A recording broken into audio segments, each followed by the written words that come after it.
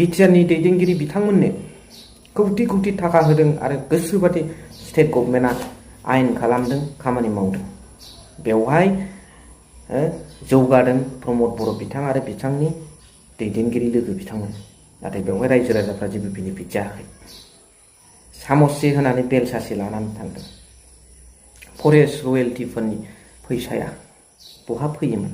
दिनै रेभिनिउनि खोथा बुंदों टार्मिनेल 4 प्रजेक्टआव। नाथाय बे फरेस्ट रयेल्टि बायदिसिना गार्डेननि फैसा कालेक्सन खालामनाय, डिसिआ मनिटरिं खालामनाय, बेफोरखौ मानो सिन्था खालामदों?